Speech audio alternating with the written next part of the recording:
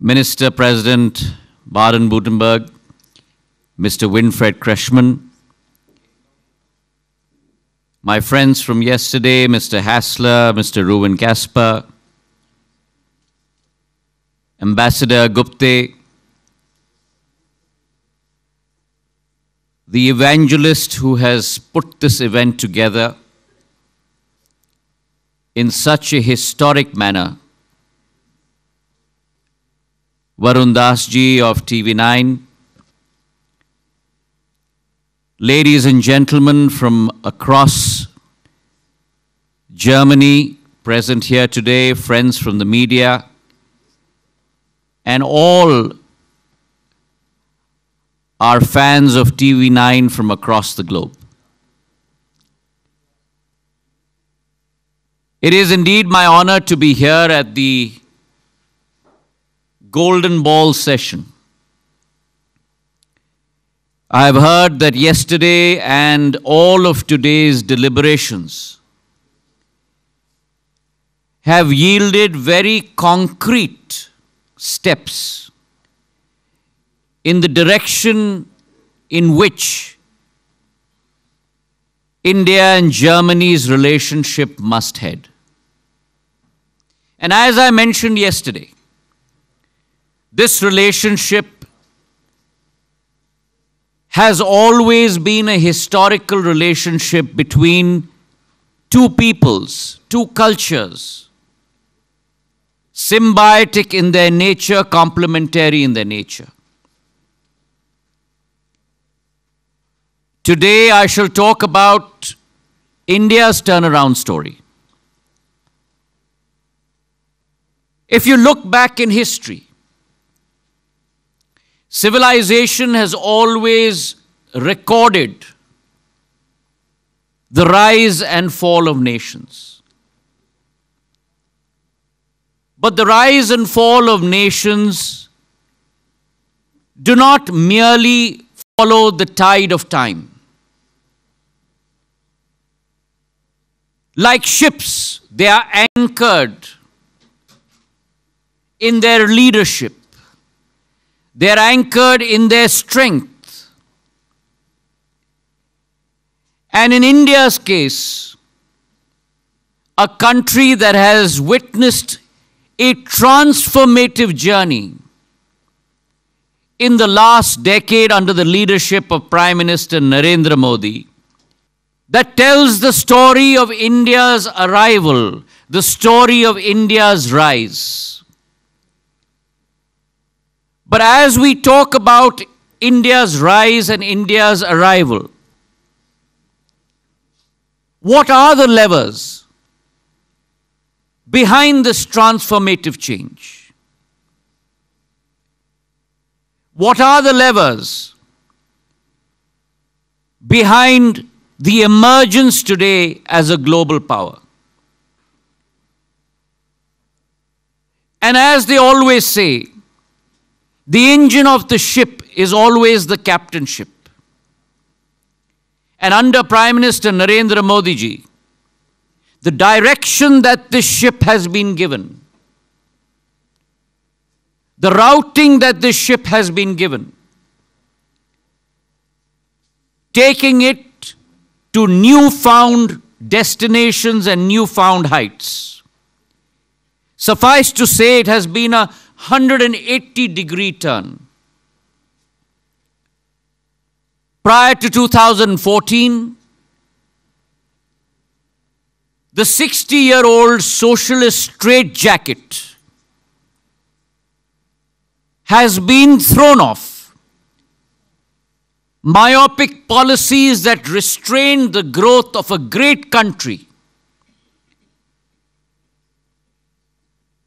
myopic policies that were tailored for sustenance, have been eradicated, and a new growth policy, a new growth lever has been instituted.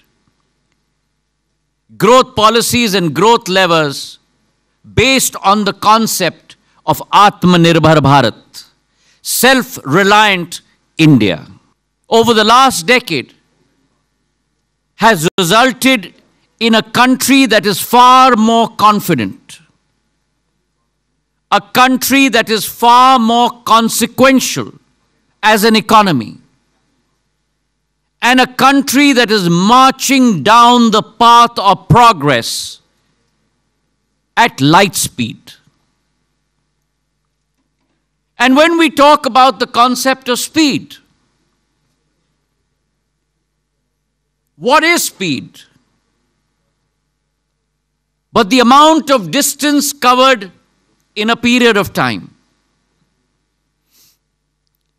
And when we talk about distance, today Indian products, Indian companies, the Indian brand, there is not a single country across this world where Indian products or Indian brands are not known, where Indian products and Indian brands have etched their quality and their capability. Indian supply chains today extend to every continent across the globe.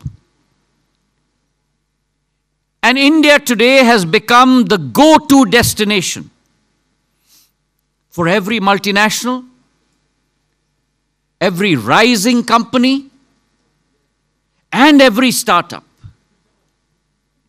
Because in today's globe, irrespective of the point of time in your journey as a company, every company has to be global. And suffice to say that any global strategy cannot be even contemplated about without the core of that global strategy being centered around Bharat Mata, being centered around India. And if you look at the change, citing one example, the ubiquitous part of our lives, the mobile phone, which is a ministry that now I am in charge of. Apple came to India to manufacture mobile phones in the year 2021. They had a turnover of $1.6 billion. Today, 3 years down the road, Apple's turnover from manufacturing iPhones in India, the only country where it has manufactured phones outside China, is $8.1 billion.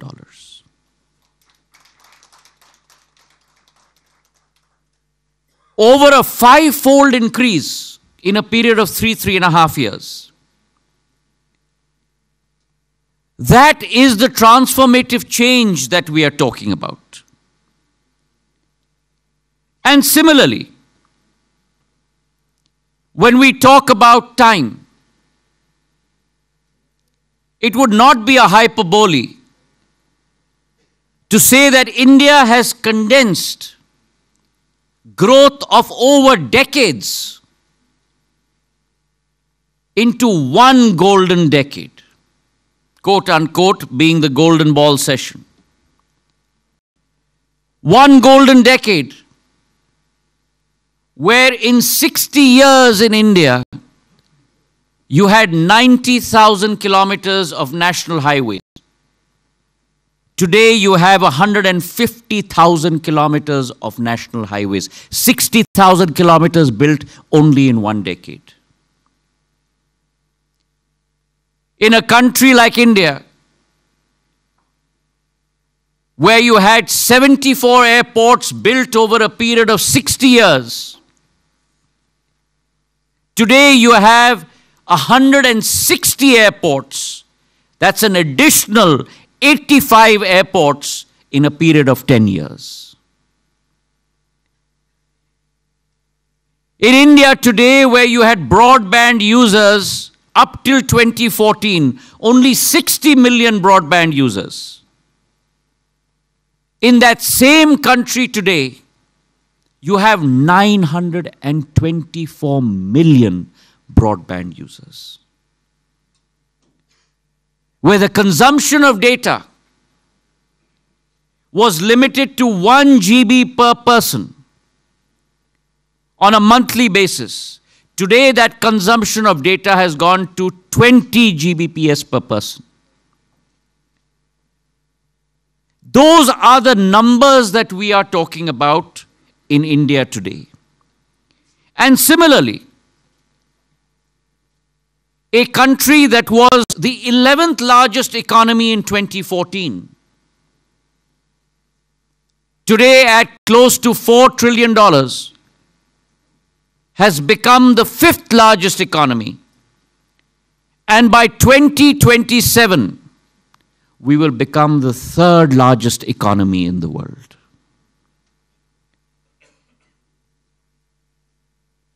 On foreign exchange reserves, a country that had close to $304 billion today has $684 billion in terms of reserves.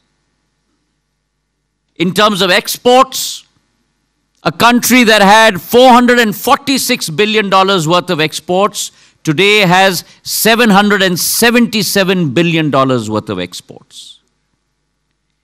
And therefore, India, ladies and gentlemen, has transformed itself, is transforming itself, both at scale and at speed.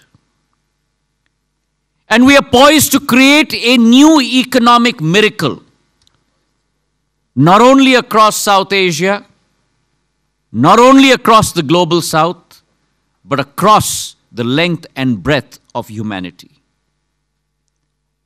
Now, this progress that we talk about today under the leadership of Prime Minister Narendra Modi is not only about numbers. It's about the ability to transform lives. It is about our targeted welfare measures that have changed the lives of our citizens, from Kashmir to Kanyakumari, from Bharuch till Arunachal Pradesh. And this empowerment of our people has transformed our continent from its roots to be able to compete in a globalized world. In 60 years of our independence, we had built 30 million houses for the poor. In the last 10 years, we have built an additional 30 million houses, and we have now said, in the next 5 years, we will build another 30 million houses, ensuring 100% saturation of a roof over every single citizen's head in India within the next 5 years. Similar is our case with regard to toilets. In the last 10 years, we have built 120 million toilets across the length and breadth of our country. Not a single person in India, in any village across the length and breadth of our country, 650,000 villages, is without the dignity of being able to use their own facilities. Our largest healthcare program, the largest healthcare program today in the world, a universal coverage of close to about $6,000 on an annual basis for every single citizen below the poverty line, covering today 30 million citizens across the length and breadth of our country, and adding on every single person above the age of 70 years, taking that number from 30 million to 36 million. And similarly, every single woman across the length and breadth of our country will move from using wood to cook their food to gas cylinders and gas stoves. In the last 10 years, 100 million women through the Ujjwala Yojana have been empowered with free gas stoves and free gas cylinders. when COVID came along, and many across the world were left without jobs, left without food to eat. Under Prime Minister Modi's leadership, we committed ourselves that not a single citizen in India will go to sleep on an empty stomach. We instituted a food program for 800 million people across the length and breadth of our country. And that's why we use the refrain that India is moving both at scale and at speed. And all of this, ladies and gentlemen, all of this at the click of a button. India's economy, India's welfare programs have all been moved onto the digital system. And if I were to give you a perspective of the magnitude of the task that we have undertaken, today with our DPI network, digital public infrastructure, our UPI network, United Payment Interface, which our Minister of Communications in Germany has used when he visited India last time to buy chilies. A system today that has 16 billion transactions in a single month. 16 billion transactions in a single month, comprising of $272 billion, which means $3.2 trillion a year. So yes, we have a national metalled highway, but along with that national metalled highway of 150,000 kilometers, we also have a digital highway. And that digital highway has been the leveler, providing opportunity to every single citizen across the length and breadth of India. And so digitalization is no longer a challenge for India. Digitization is now a leveler of growth. And it is a lever of growth.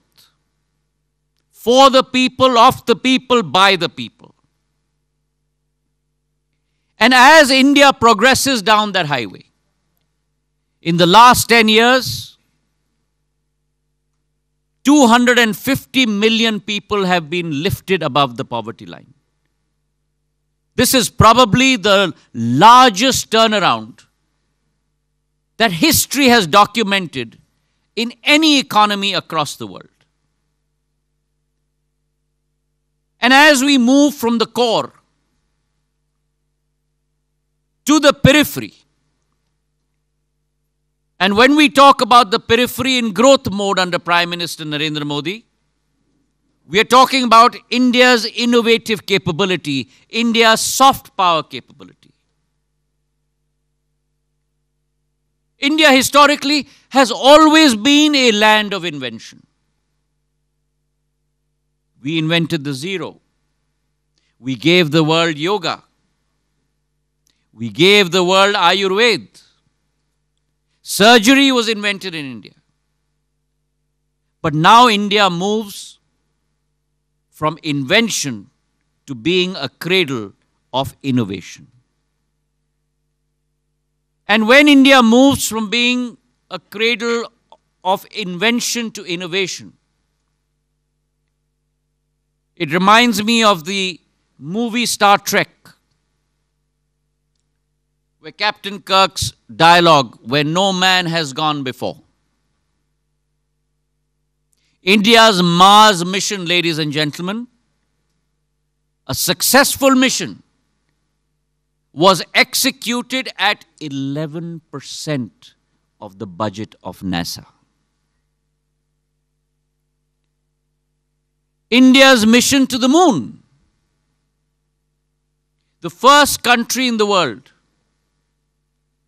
to land on the south pole of the moon, with Vikram lander. And that's why we say in India, प्रधानमंत्री नरेंद्र मोदी जी ने भारत के झंडे को भारत की धरती पर नहीं, विश्व पटल पर नहीं, लेकिन चांद पे भी गाड़ के रख दिया है. Prime Minister Narendra Modi has raised India's flag within India's firmament. He has raised India's flag on the global firmament, but he has also planted India's flag on the moon. That, ladies and gentlemen, whether we talk about India's adventure into space or in my own portfolio,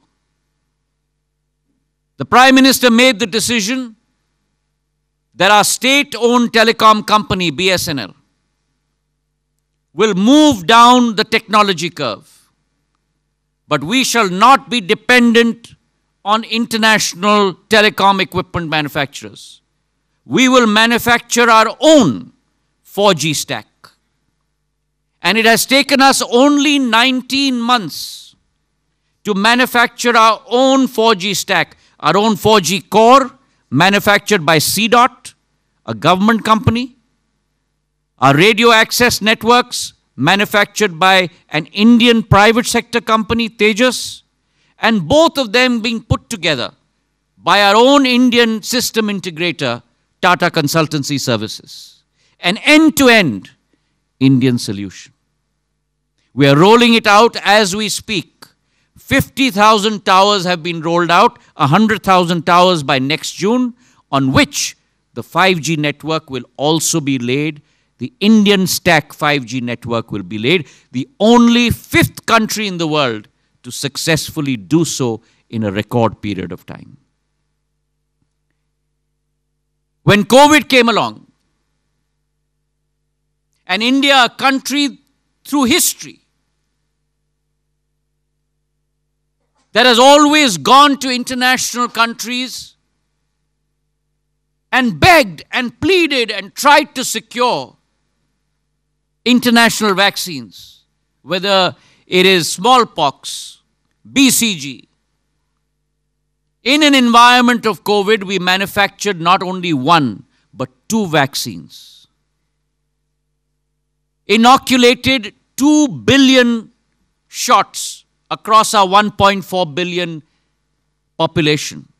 But not only that, but exported our domestic vaccines to 100 countries across the world. India believes in not only India first, India believes in humanity first. And that is India's ethos, ladies and gentlemen. So while I was talking about telecom, let me assure this august audience here that we followed the world on 4G. We marched with the world on 5G. But we shall lead the world in 6G. Our Bharat 6G Alliance will contribute over 10% of the patents in the new 6G rule-making network. But whilst we say all this, we also look at the entrepreneurial energy of India. A country in which Prime Minister Narendra Modi started up the Startup India initiative. We had just but a few startups that we could count on our fingertips in 2014. Today, with the democratization of technology, the democratization of opportunity, the democratization of progress, we have over 140,000 startups in India. 117 unicorns. For every 10 unicorns in the world, 1 is based from India. So India is the cradle of innovation, the cradle of invention, and the cradle of entrepreneurial opportunity. But as we move ahead, India's strategy is to grow, but to grow with the world alongside it. And the G20 was a beautiful exposition of the Indian brand of leadership. where we advocated an ethical and inclusive policy of growth so that the global south does not get left behind, where 1/3 of humanity lies, tied very much with the Prime Minister's ethos of Sabka Saath, Sabka Vikas, Sabka Vishwas, and Sabka Prayas. All-round communication and cooperation, all-round development, all-round effort, and all-round trust.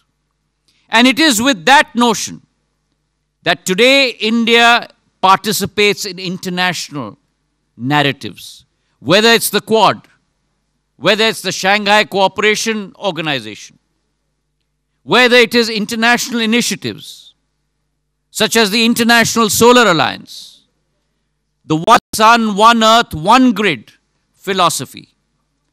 And while India embarks on this policy, it is also important to understand that India's thought process is to ensure that every country, great or small, participates in humanity's progress.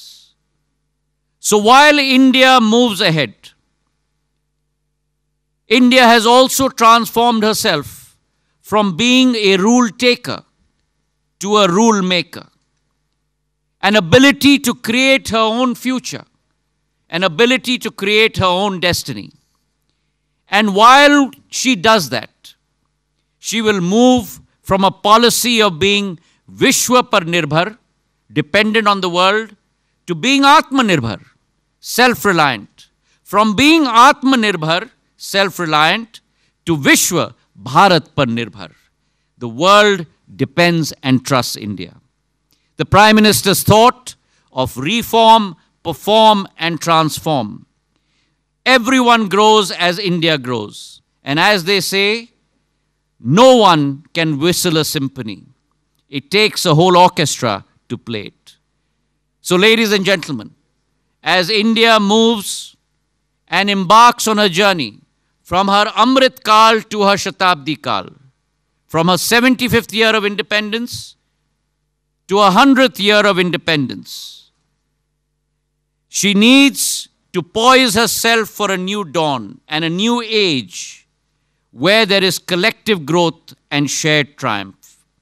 And on this stage, I invite all of you to come be a part of that transformative journey. I thank TV9 and the government of Germany for organizing this wonderful conference, and I wish you all the very best. Jai Hind, Jai Bharat.